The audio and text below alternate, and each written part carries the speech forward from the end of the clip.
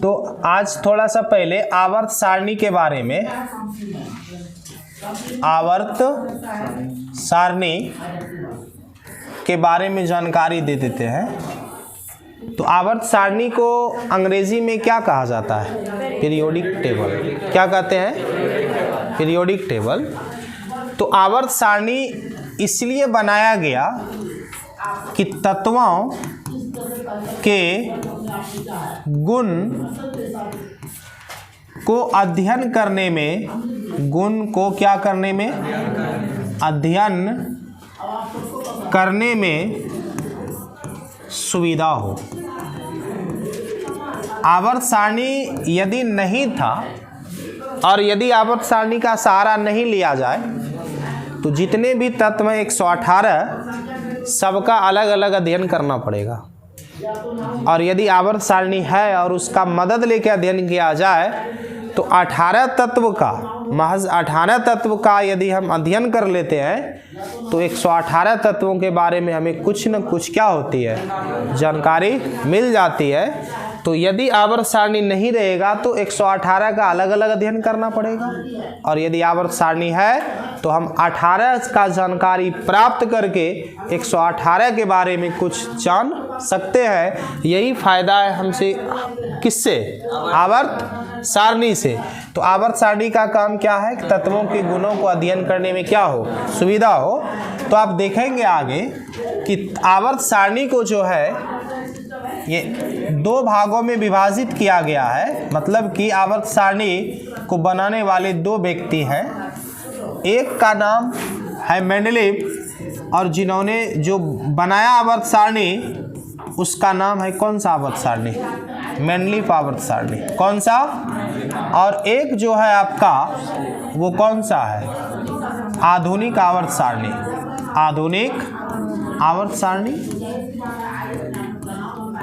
इस सारणी को जो बनाया गया था तत्वों के परमाणु द्रव्यमान को आधार मान करके। किसको आधार मान करके?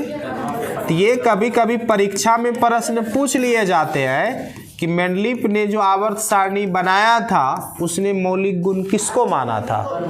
परमाणु द्रव्यमान को।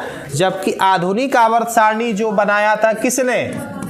मोसले ने बनाया था। उन्होंने मौलिक गुण किसको माना था? परमाणु संख्या को। किसको माना था? परमाणु संख्या को माना था। ये दोनों बात कई परीक्षाओं में पूछा गया है कि आधुनिक आवर्त सारणी का जो निर्माण हुआ था किसको मौलिक गुण माना था? परमाणु संख्या को। जबकि मेंडलीव ने जो बनाया था वो किसको माना था? परमाणु। ये बनकर के जब तैयार हुआ था तो वो वर्ष था 1871, और जब ये बनकर के तैयार हुआ तो वो वर्ष था 1913 का था। कब का था? इसके आवर्त सारणी में आप देखेंगे आवर्त की संख्या कितना है? 7 है। और जो वर्ग की संख्या है इसके अंदर, किसकी संख्या? वर्ग की संख्या शुरुआत में हमारा 8 था। शुरुआत में कितना था? 8 था। लेकिन कि बाद में एक और जोड़ा गया शून्य वर्ग, और कुल मिलाकर के कितने वर्ग हुए? 9 हुए। कौन हुए? अब कब जोड़ा गया शून्य वर्ग? तो जब मेंडलीव ने आवर्त सारणी बना रहा था उस समय अक्रिय गैस का खोज नहीं हुआ था। लेकिन कि जब किस गैस का खोज हुआ? अक्रिय गैस, जिसमें आप जानते हैं कौन होता है? हीलियम, नियॉन, आर्गन, क्रिप्टन, जेनन और रेडॉन। तो इसको रखने के लिए आवर्त सारणी में एक और नया वर्ग डेवलप किया गया जिसको हम लोग कौन सा वर्ग कहते हैं? शून्य वर्ग। तो इस प्रकार से शुरुआती में 9 नहीं था, शुरुआती में कितना था? 8 था। इसमें जो वर्ग को लिखा गया, एक और खास बात है कि उसको रोमन अंक में लिखा गया। किसमें लिखा गया? रोमन अंक में। और जबकि इसमें आवर्त को और वर्ग को दोनों को अरबी अंक में लिखा गया। आवर्त कितना है इसमें? 7, और वर्ग इसमें कितना है? 18 है। और इसमें सभी को लिखा गया कौन सा अंक में? अरबी अंक में।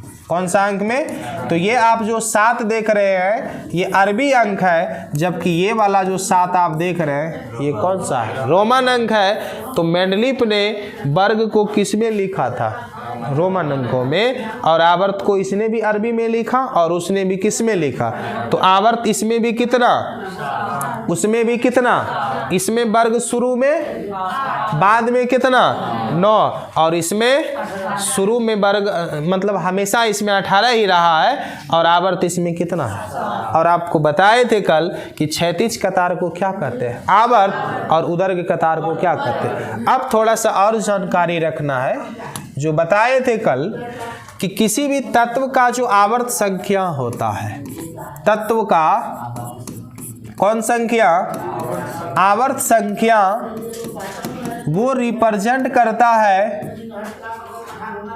तत्वों के परमाणु में, तत्व के परमाणु में, तत्व के परमाणु में कक्षा की संख्या, तत्व के परमाणु में किसकी संख्या?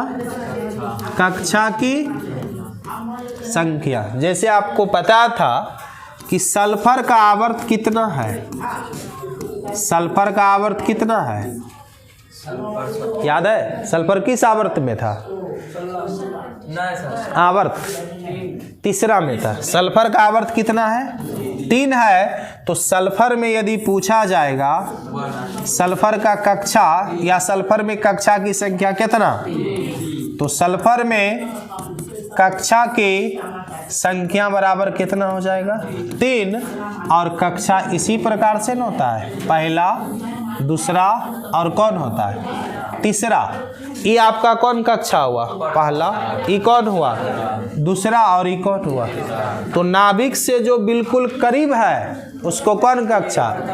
जो उससे दूर है दूसरा, जो उससे दूर है। तो अब क्या बताए? तत्व का कौन संख्या? आवर्त संख्या। तत्व के परमाणु में किसकी संख्या को रिप्रेजेंट करता है? कक्षा की संख्या। और आवर्त रिप्रेजेंट इस चीज को भी करता है, याद रखना है, सबसे बाहरी कक्षा। कौन कक्षा? सबसे बाहरी कक्षा। अब यदि पूछा जाए आपको सल्फर का सबसे बाहरी कक्षा कौन है, तो आप बोलिएगा तीसरा। कौन है? तो सल्फर का बाहरी कक्षा पूछ लिया जाए, सल्फर का कौन कक्षा? बाहरी कक्षा, तो आप क्या बोलिएगा? तीसरा, 3rd नंबर। कौन हो गया? उसी प्रकार से एक वैसा तत्व का तुम लोग नाम बताओ जिसका कि आवर्त तुम लोगों को पता हो। कोई भी ऐसा तत्व जिसका आवर्त पता हो, थोड़ा सा बड़ा वाला बताओ। कैल्शियम। ठीक है, कैल्शियम का आवर्त कितना है? कैल्शियम का आवर्त कितना है? 4 है।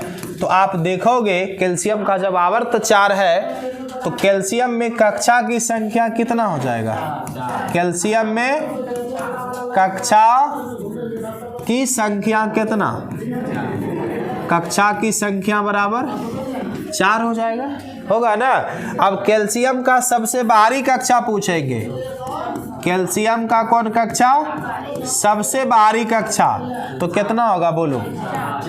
सबसे बाहरी कक्षा क्या हो जाएगा? 4th नंबर हो जाएगा। नहीं, अब कैल्शियम में कक्षा की संख्या 4 है तो आप इसको ऐसा बना सकते हो। ई कौन कक्षा हो गया? पहला। ई कौन हुआ? दूसरा। ई कौन हुआ? तीसरा। ई कौन हुआ?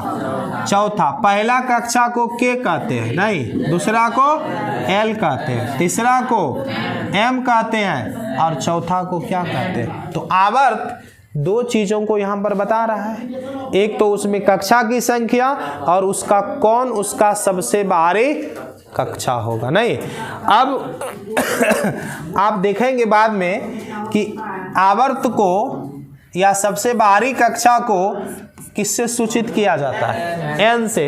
यानी जब इलेक्ट्रॉनिक विन्यास बनाएंगे तो वहाँ पर एन का मतलब होगा कौन सा कक्षा? सबसे बाहरी कक्षा। और यही सबसे बाहरी कक्षा किसको रिप्रेजेंट कर रहा है? आवर्त को। किसको कर रहा है? और यही परमाणु में कक्षा की संख्या को भी रिप्रेजेंट कर रहा है। नहीं, परमाणु में किसकी संख्या? कक्षा की। जितना कक्षा की संख्या होगा वही कौन कक्षा हो जाएगा? सबसे बाहरी कक्षा। और वही क्या हो जाएगा? तो n रिप्रेजेंट किया सबसे बाहरी कक्षा को। अब n-1 किसको करेगा? बाहर से एक भीतर वाली, बाहर से एक भीतर वाली। अब n-2 किसको करेगा? बाहर से कौन वाली। अब यहाँ पर बताइए सबसे बाहरी कौन है? n है ना। तो बाहर से एक भीतर कौन हुआ? और बाहर से दो भीतर कौन? तो n को बोला जाता है सबसे बाहरी कक्षा। क्या बोलते हैं? आउटर मोस्ट ऑर्बिट भी बोलते हैं इसको, ठीक है। और n-1 को बोला जाता है उपांतय कक्षा। क्या बोलते हैं? उपांतय कक्षा। इसको बोलेंगे कौन कक्षा? सबसे बाहरी कक्षा। कौन कक्षा? सबसे बाहरी कक्षा। इसको बोला जाता है उपांतय। कौन कक्षा? उपांतय कक्षा। और इसको बोला जाता है अंत उपांतय कक्षा। क्या बोलेंगे? अंत उपांतय कक्षा। क्या बोलेगा इसको? अंत उपांतय कक्षा। समझ में आया? तो एक बार फिर से देखिए, उसके बाद फिर अगला टॉपिक। आज क्या बता रहे हैं अभी? आवर्त सारणी। तो आवर्त सारणी का क्या उद्देश्य है? तत्वों का अध्ययन करने में क्या होता है? यानी कि कम तत्वों का ही हम अध्ययन करते हैं तो हमको ज़्यादा से ज़्यादा तत्वों के बारे में क्या मिलती है? जानकारी मिलती है। यदि आवर्त सारणी नहीं रहेगा तो हम इस बात का पता नहीं कर सकते हैं। तो आवर्त सारणी दो प्रकार के अवेलेबल है वर्तमान समय में। एक कौन सा है? मेनलिफ। और एक कौन है? मेनलिफ को आवर्त सारणी, मेनलिफ ने जो आवर्त सारणी तैयार किया था 1871 में, और किसका मदद लेकर के? परमाणु द्रव्यमान। उन्होंने बताया कि तत्वों का मौलिक गुण परमाणु द्रव्यमान है, जबकि इसमें बताया कि मौलिक गुण क्या है? परमाणु। तो इसके आवर्त सारणी में जब कुछ त्रुटि आई ना, तो उसी को दूर करने के लिए कौन सा आवर्त सारणी बना? तो आधुनिक आवर्त सारणी इससे ज़्यादा बेहतर है। हम आज जो पढ़ते हैं अक्सर, या अक्सर जानकारी जो हासिल करते हैं वो किस आवर्त सारणी का करते हैं? आधुनिक आवर्त सारणी का। दोनों में आवर्त की संख्या कितने हैं?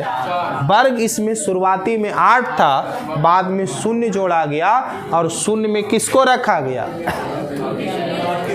अक्रिय गैस को निष्क्रिय गैस भी कहते हैं, लेकिन आज इसको कहा जाता है उत्कृष्ट गैस, नोबल गैस। क्या कहते हैं इसको? या नोबल गैस कहते हैं। उत्कृष्ट इसीलिए कहते हैं कि इसको तो हम पहले निष्क्रिय मानते थे नहीं, लेकिन बाद में देखा गया कि आर्गन और नियॉन सब क्या करता है? दूसरे तत्व से कुछ विषम परिस्थिति में अभिक्रिया करता है, और यह भी करके यौगिक बनाता है। इसीलिए नाम इसका क्या पड़ गया? उत्कृष्ट। यानी जब तक ये यौगिक नहीं बनाया था इसको अक्रिय मानते थे, लेकिन जब से यह यौगिक मतलब बनाने लगा, या जब से इनका यौगिक बन गया, तो इसको क्या कहा गया? इसीलिए तुम्हारा कम नंबर आता है टेस्ट में। क्लास में सोती है, रात में जगती हो, तो फिर काहे इतना सोती है क्लास में? रोज इसको झपकी आते रहता है। देखो आगे। तो ये कौन हो गया? अब उत्कृष्ट गैस। क्यों इसको उत्कृष्ट गैस कहा जाने लगा? क्योंकि ये दूसरे तत्व से अभिक्रिया भी करने लगा। तो चलिए, इसमें वर्ग को किस में लिखा गया? रोमन अंक में। इसके वर्ग को अरबी अंक समझ रहा है ना, अरबी और रोमन। आगे देखना है कि तत्व का आवर्त संख्या तत्व के परमाणु में किसके, यानी जितना आवर्त है उतना ही कौन संख्या है। फिर लिखे हैं जैसे सल्फर का आवर्त कितना, एग्जाम्पल के रूप में इसको आप एग्जाम्पल के तौर पे कह सकते हैं। तो सल्फर में कक्षा की संख्या कितना? 3 है ना, पहला दूसरा। और अब आवर्त किसको रिप्रेजेंट कर रहा है? सबसे बाहरी कक्षा को। तो सल्फर का सबसे बाहरी कक्षा थर्ड। थर्ड का मतलब 3 की तीसरा, थर्ड का मतलब तीसरा होता है। आगे चलिए, अब लिखे एक और एग्जाम्पल दिए है दूसरा। कैल्शियम का आप आवर्त देखेंगे तो कौन होता है? 4। तो कैल्शियम में कक्षा की संख्या आपका 4 हुआ। और कैल्शियम का सबसे बाहरी कक्षा कौन हुआ? 4th मतलब चौथा। अब फिर देखिए आवर्त को हम लोग आगे हम देखेंगे कभी आएगा इलेक्ट्रॉनिक विन्यास तो n होता है वहाँ पर, और n किसको रिप्रेजेंट कर रहा है, और आवर्त किसको कर रहा है, सबसे बाहरी कक्षा का मतलब, यदि सबसे बाहरी कक्षा हुआ 7वां तो इसका मतलब है उस परमाणु में कक्षा कितना है, 7 है। किसी का सबसे बाहरी कक्षा यदि 5 है तो इसका मतलब, यदि किसी परमाणु का सबसे बाहरी कक्षा 5 है तो इसका मतलब उसमें क्या कक्षा 5 है, और वो किस आवर्त में होगा, 5वां आवर्त में होगा। अब देखिए n है, n-1 है और n-2 है, तो n को बोला जाता है, n-1 को बोला जाता है और n-2 को बोला जाता है अंत उपांत्य कक्षा। ये वाला लाइन आप जरूर याद रखिए, ये वाला, ये बहुत काम का चीज है, समझ गया कि आवर्त किसको, n का मतलब सबसे बाहरी कक्षा, सबसे बाहरी कक्षा का मतलब परमाणु में कक्षा की संख्या। और एक बात और बता दें कि आवर्त सारणी में हम ये 4 चीज को अवश्य जानकारी प्राप्त करेंगे, लेकिन बाद में इसको बारे में बताएंगे। एक होता है हमारा कौन सा, परमाणु त्रिज्या। एक कौन सा होता है, विद्युत ऋणात्मकता। कौन है, विद्युत ऋणात्मकता। और दूसरा कौन है, आयनन विभव। और तीसरा कौन है, चौथा इलेक्ट्रॉन बंधुता। ये 4 चीज के बारे में जरूर पढ़िएगा, डिटेल से पढ़ाएंगे भी। तो उसके बाद आवर्त सारणी में कोई खास चीजें हमको नहीं जानकारी रखना है आगे पढ़ने के लिए। तो आगे अब आते हैं,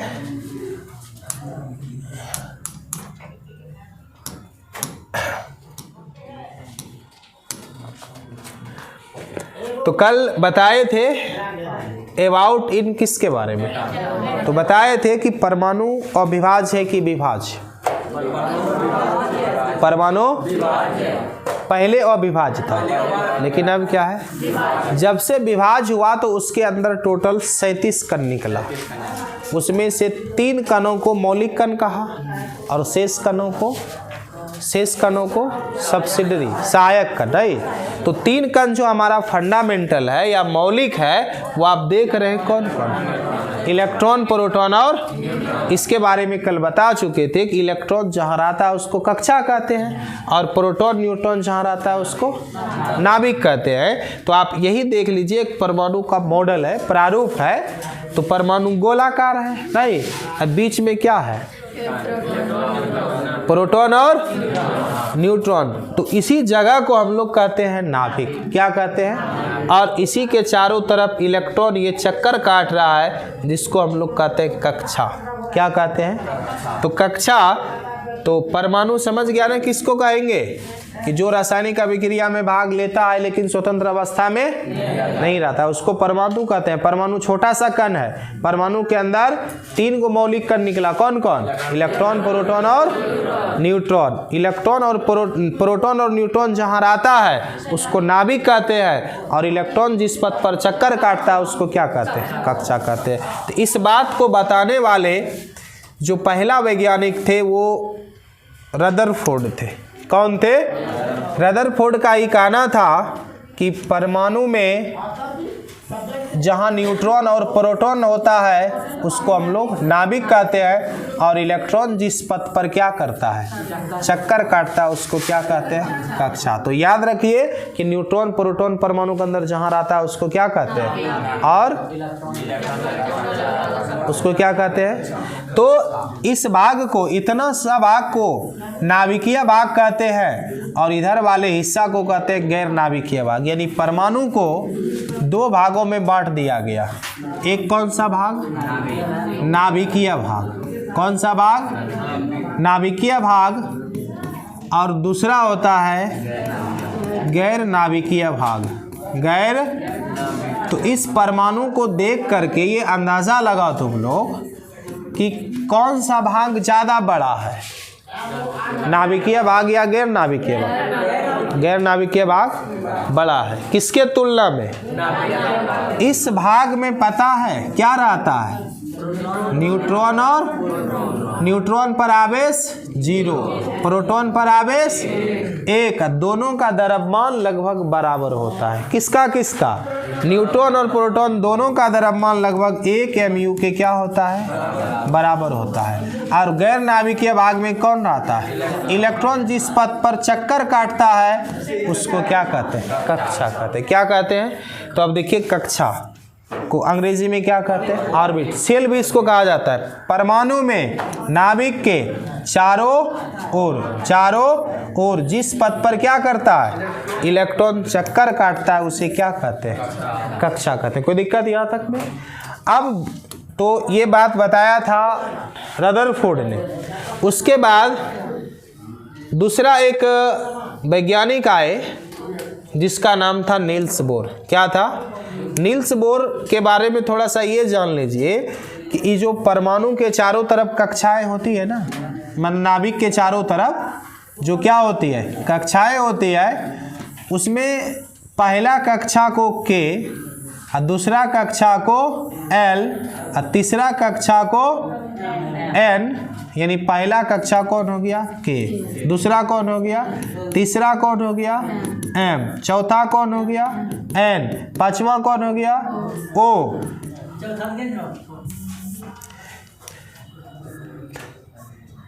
3 हो गया, 4 5 6 7, ये L हो गया, ये ठीक है, N O P और ये क्या हो गया? Q हो गया। तो इस चीज को बोर ने कहा था। किसने कहा था? और 2-3 चीज कक्षा के बारे में और जान लीजिए कि पहला बात आप ये जान लीजिए, किसी भी कक्षा में इलेक्ट्रॉन की संख्या रहता है किसके अनुसार? 2n² के अनुसार। जैसे कि ये पहला कक्षा है, n का मतलब यहाँ कक्षा होगा, तो इसमें इलेक्ट्रॉन अधिकतम कितना रह सकता है? यदि आप यहाँ 1 दीजिएगा तो 2 बार हो जाएगा। अब इसमें देखिए 2 दीजिएगा, 2 का स्क्वायर 8 हो जाएगा, नहीं। 3 का 18, 4 का 32, कैसे 32 होगा? 4 का स्क्वायर 16 दूनी 32। इसी प्रकार से इसमें 50, इसमें 72 और इसमें 98 हो जाएगा, नहीं। तो पहला बात याद रखना है कि किसी भी कक्षा में इलेक्ट्रॉन कितना हो सकता है। लेकिन दूसरी बात और कह देता है कि बाहरी कक्षा में, किस कक्षा में? बाहरी कक्षा में 8 से अधिक इलेक्ट्रॉन नहीं रह सकता है। 8 से अधिक इलेक्ट्रॉन नहीं रह सकता है। ये दोनों बात आप जरूर याद रखिएगा। और ये बात किसने कहा था? बोर ने कहा था। किसने कहा था? पहला बात क्या याद रखना है? कक्षा को K L M N O P Q से सूचित किसने किया? बोर ने। पहला कक्षा को K, पहला कक्षा किसको कहते हैं? जो नाभिक से बिल्कुल करीब होता है। उसके बाद वाली को, उसके बाद वाली को, उसके बाद वाली। तो पहला कक्षा में अधिकतम इलेक्ट्रॉन कितना? 2। लेकिन बाहरी कक्षा में 8 से अधिक, चाहे वो कक्षा नंबर कुछ भी हो। जैसे कि आप देख लीजिए अभी फिलहाल ये क्या नंबर कक्षा है? इसको देखो तो बढ़िया से गिनती करके बताइए। 6ठा नंबर हुआ। तो 6ठा का क्षमता है कितना रखने का? 6ठा का क्षमता है 6 रखने का है। 6ठा का क्षमता है कितना रखने का? 72 रखने का है। लेकिन इस सबसे बाहरी होने के कारण इसमें 8 से ज़्यादा नहीं हो सकता है। बात समझ गया? तो इसका मतलब है पूरा क्षमता भर होने के लिए वह कक्षा बाहरी नहीं, वह कक्षा क्या होना चाहिए? भीतरी होना चाहिए। जैसे अभी देखिए आप, ये तीसरा है ना, तो इसमें 18 रह सकता है, इसमें 18। लेकिन यहीं पर ऐसा हम तीसरा बनाएंगे तीसरा तो है लेकिन इस सबसे क्या है, तो इसमें अभी 8 से ज़्यादा नहीं रह सकता है, यानी इसमें 18 नहीं रह सकता है, जबकि इसमें क्या हो सकता है, 18 रह सकता है। क्यों रह सकता है, क्योंकि ये बाहरी नहीं है। ये इसमें 18 नहीं रह सकता है क्योंकि ये क्या है, चूँकि बोर ने अपने नियम में बताया था कि किसी भी बाहरी कक्षा में 8 से ज़्यादा इलेक्ट्रॉन नहीं रह सकता है। कोई दिक्कत यहाँ तक में? तो नाभिक किसको कहते हैं, नाभिक जिसमें माना परमाणु का वैसा जगह जहाँ न्यूट्रॉन प्रोटॉन रहता है उसको नाभिक, और जहाँ पर इलेक्ट्रॉन चक्कर काटता है उसको क्या कहते हैं। तो ये आपका नाभिक है और नाभिक है और ये आपका क्या है, कक्षा। तो अधिकतम कक्षा कितना होता है, 7, और न्यूनतम कितना होता है, 1 होता है। किसी कक्षा में अधिकतम इलेक्ट्रॉन किसके अनुसार रहता है, जहाँ n किसको बता रहा है, कक्षा को, ये n किसको बता रहा है। तो दूसरा कक्षा में अधिकतम कितना इलेक्ट्रॉन, 8, तीसरा में, चौथा में, पांचवा में, छठा में और 7वां में 98 हो सकता है। इतनी जानकारी के बाद अब आगे थोड़ा सा बढ़ते हैं उपकक्षा की तरफ। कौन है ये, सबसेल, जिसको हम लोग उपकक्षा कहते हैं। क्या कहते हैं, तो ये जो कक्षाएं बताए थे अभी, ये परमाणु में नाभिक के चारों तरफ होता है ना, इस कक्षा का ऊर्जा स्तर अलग अलग होता है, विभिन्न ऊर्जा स्तर होते हैं इसमें, यानी कि प्रत्येक कक्षा में ऊर्जा का विभिन्न स्तर होता है, और उसी विभिन्न स्तर को क्या कहा जाता है, तो कक्षा के विभिन्न ऊर्जा स्तरों को क्या कहते हैं, उपकक्षा कहते हैं। उपकक्षा SPDF, और भी उपकक्षा होता है। जब आप क्वांटम नंबर पढ़िएगा ना तो वहाँ पर ये साफ कहता है कि कक्षा की संख्या बराबर उपकक्षा की संख्या। कहने का मतलब है किसी परमाणु माना दूसरा कक्षा है तो उसमें 2 उपकक्षा होगा, तीसरा कक्षा है तो उसमें 3 उपकक्षा होगा, चौथा है, जैसे कि ये पहला कक्षा हुआ, ये कौन हुआ, ये कक्षा हम लिख रहे हैं, दूसरा, तीसरा, चौथा, पांचवा, छठा और कितना, इसमें 1 उपकक्षा होगा 1s, दूसरा में क्या होगा 2s, माने 2 गो होगा, एगो s और एगो p, तीसरा में कौन होगा 3s 3p 3d, चौथा में क्या होगा 4s 4p 4d 4f, पांचवा में 4f, पांचवा में 5s 5d 5f और 5g भी होता है। छठा में देखिए 6x 6p 6d 6f 6g और इस प्रकार से 6h भी होता है। तो इसमें I तक जाएगा कि नहीं जाएगा, जाएगा ना, लेकिन इस G वाले में और H वाले में अभी इलेक्ट्रॉन उपलब्ध नहीं है, इसीलिए आमतौर पे हम बोल देते हैं कि चौथा में भी 4 गो, पांचवा में भी क्या गो 4 गो और छठा में भी क्या गो।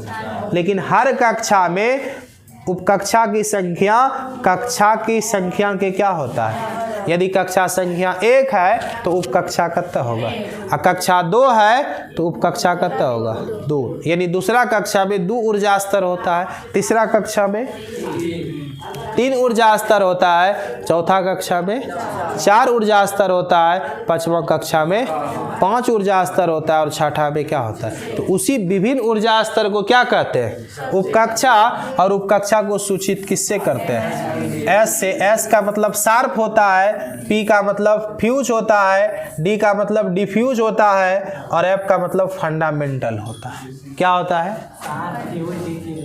और फंडामेंटल होता है, समझ गया।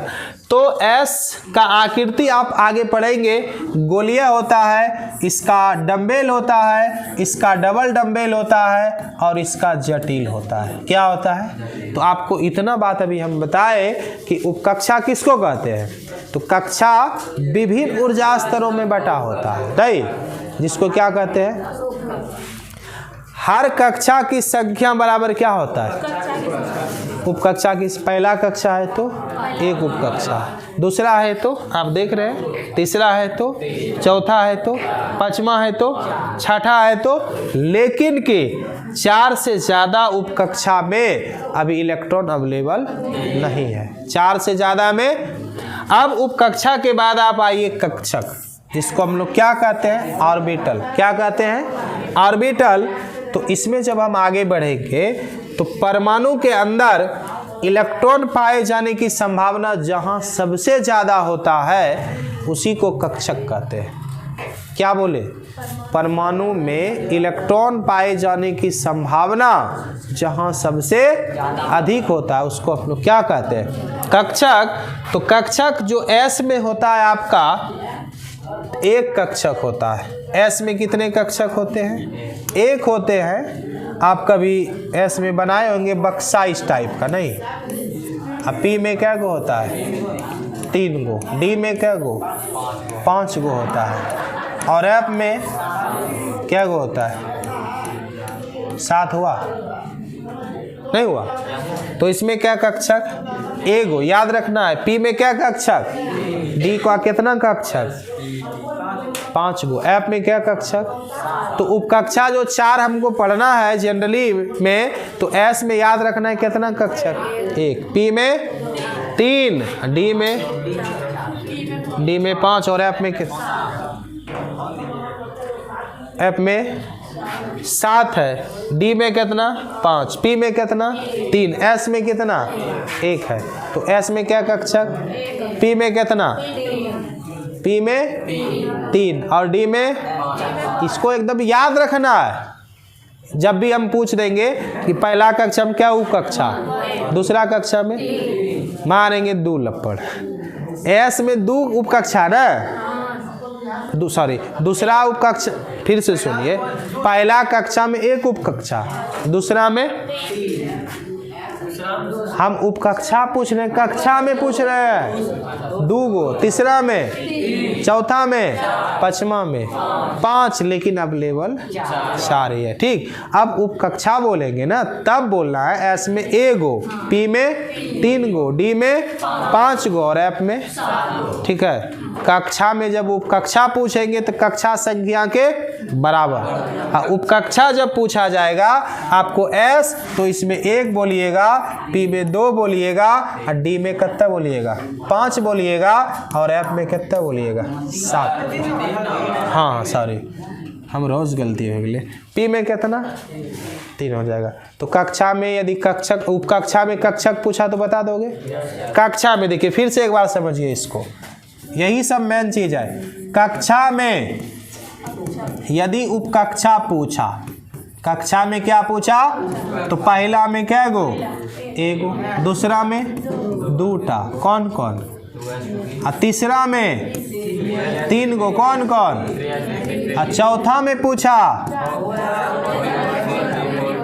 4D, आप पांचवा भी पूछा तो 5 गो होता है, लेकिन अभी लिखते हैं क्या गो, 4 ही लिखते हैं। समझ गया। अब फिर यदि आपसे पूछ दे उपकक्षा में कक्षा, उप कक्षा में, कक्षा नहीं कक्षक, तो S में बताइएगा क्या गो, 1 गो, P में 3 गो और D में 5 गो। अब क्या पूछ रहा है ये दिमाग में हमेशा छपना चाहिए कि हमको कक्षा में उपकक्षा पूछा जा रहा है या फिर उपकक्षा में क्या पूछा जा रहा है, कक्षक। कोई दिक्कत। एक कक्षक में अधिकतम 2 इलेक्ट्रॉन रह सकता है, इस बात को जानना है। क्या बोले, अधिकतम माना ज्यादा से ज्यादा। तो इसमें क्या उपकक्षक है देखिए, तो इसमें कितना रह सकता है, तो 1 से कहाँ तक, इसमें 5 गो है। 1 गो कक्षक में अधिकतम कितना रह सकता है, तो इसमें 1 से, इसमें ये जो 1 से छोड़ रख रहे हैं, क्या रख रहे हैं, इलेक्ट्रॉन रख रहे हैं। क्या रख रहे हैं, S में 1 से 2 होता है, जनरली लोग जानते हो। क्या होता है, प्रोटॉन नहीं, इलेक्ट्रॉन। D में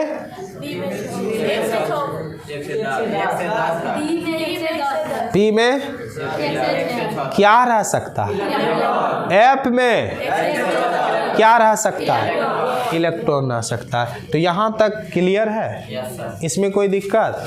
तो यदि आपसे पूछा जाए कक्षा में उपकक्षा, तो आप बोलिएगा पहला में कौन कौन कौन 1s, दूसरा में कौन 2p, तीसरा में, चौथा में, पांचवा में होता 5 गो है, लेकिन अब अभी जरूरत होता है 4 का। अब उपकक्षा में क्या बोले? कक्षा। तो अब देखिए थोड़ा सा इसको आप ध्यान से सुनिएगा।